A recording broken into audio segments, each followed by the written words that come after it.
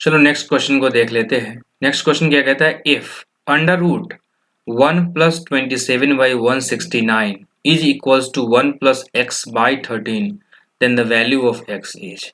हमें x का value पता करना है कि x का वैल्यू क्या होगा। ठीक है, तो देखो ऐसे क्वेश्चन में विद्यार्थी सबसे पहले क्या करेगा कि इस स्क्वायर रूट को हटाने के लिए दोनों तरफ स्क्वायर कर देगा। दोनों तरफ जैसे ही ये स्क्वायर करेगा तो 1 + 27/169 तो एज इट इज आ जाएगा इज इक्वल्स टू 1 + x/13 का होल स्क्वायर कर देगा। फिर इसको ये सॉल्व करेगा। अगेन ये चूंकि x का पावर 2 हो गया तो ये क्वाड्रेटिक इक्वेशन में चला जाएगा और ये क्वाड्रेटिक इक्वेशन हो जाएगा हार्ड। और फिर बच्चा हार्ड दार करके क्या करेगा, क्वेश्चन को छोड़ देगा। ठीक है, उसका समय भी गया। ठीक है, और मे बी वो हताश होने के कारण गलत ऑप्शन को भी टिक मार के चले आएगा।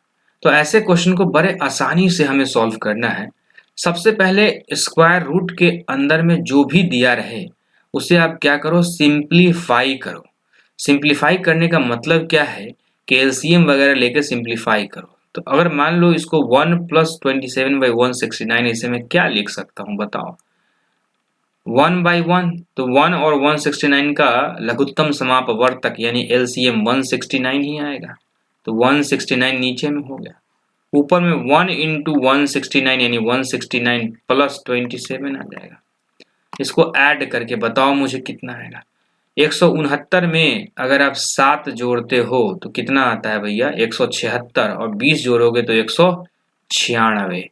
तो 196/169 है ये अंडर रूट में।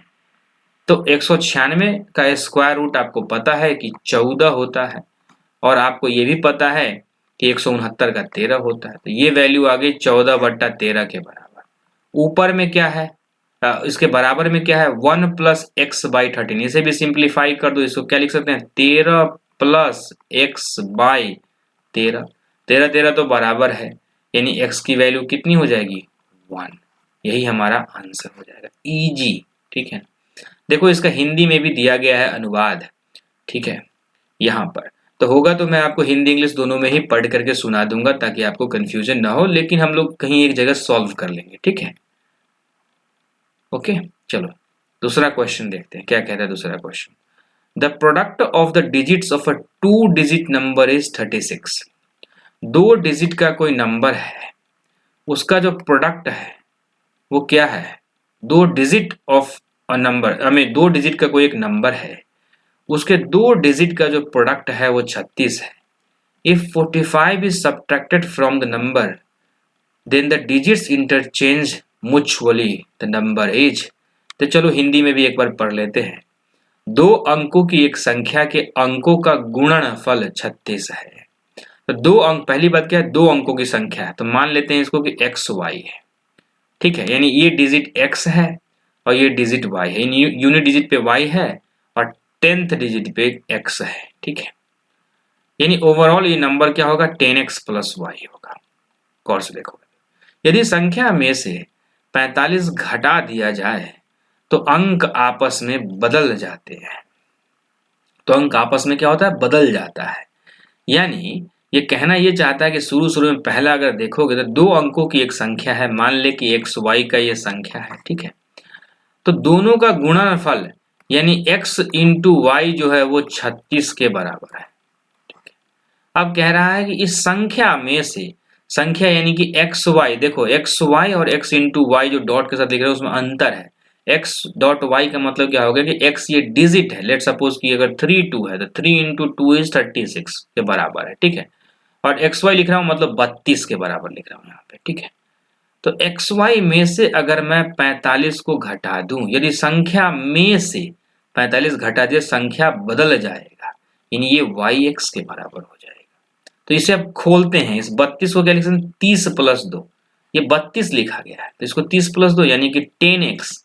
10वें वाले प्लेस के लिए क्या कहोगे तुम, 10x + y - 45 is equals to 10y + x। ठीक है, अब ऐसा कर दो कि ये जो वैल्यू है उसको इस तरफ ले आओ और 45 को बराबर के इस तरफ भेज दो, तो माइनस हो जाएगा प्लस में, और ये वाला प्लस वाला हो जाएगा माइनस में। तो आपको पता है कि 10x plus y as it is रह जाएगा और माइनस में चला जाएगा 10y माइनस x बराबर हो जाएगा 45। तो 10x में से x गया तो 9x और y में से 10y गया तो minus 9y is equal to 45। 9 हो गया कॉमन तो x माइनस वाई बराबर हो गया 45, तो 9 पाँचे 45। तो x माइनस वाई की वैल्यू कितनी आ गई 5। आया बात समझ में? तो x माइनस वाई की वैल्यू अगर 5 आ गई, मैंने क्या कहा था, हमेशा मैं यही कहता हूं बच्चों को कि अपने आंख कान मुंह नाक सब कुछ खुले रखो प्रिपरेशन के दौरान, क्योंकि आपको क्या करना है, इक्वेशंस को सॉल्व भी करना है, समीकरणों को सॉल्व करना है, सवाल का हल निकालना है, साथ ही साथ ऑप्शंस पे भी नजर गड़ाए रखना है। नजर गड़ाने का मतलब मेरा ये है कि x माइनस वाई अगर 5 आया है, ठीक है, और x इंटू वाई यानी 2 डिजिट का जब मैं मल्टीप्लीकेशन करता हूं तो 36 अगर आता है, तो यहाँ पे हम क्रॉस चेक एक बार ऑप्शंस को कर लेते हैं रादर देन सॉल्विंग।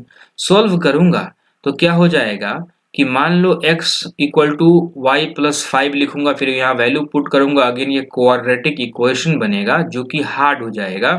तो इसको आसान तरीके से करने के लिए क्या करना है, सबसे पहले तो हमें दोनों अंकों का जो प्रोडक्ट होना चाहिए वो 36 होना चाहिए। 8 चौक 32 नहीं है, 7 तिये 21 नहीं है, 9 चौक 36 एक ही पूरा हो रहा है, लेकिन क्या 9 और 4 का अंतर 5 के बराबर है क्या? क्या कह रहा है कि दोनों डिजिट का अंतर 5 के बराबर और दोनों डिजिट का प्रोडक्ट 36 के बराबर होना चाहिए।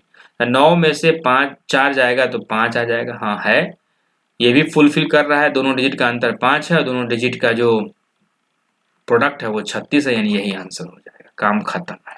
ये दोनों ही कंडीशन अगर कोई अंक फुलफिल कर गया है तो पक्का है कि वही आंसर होगा, लेकिन एक से अधिक ना हो इसके लिए हमने चेक कर लिया कि भैया ये तो फेल कर रहा है कंडीशंस। ठीक है, अब आगे बढ़ते हैं।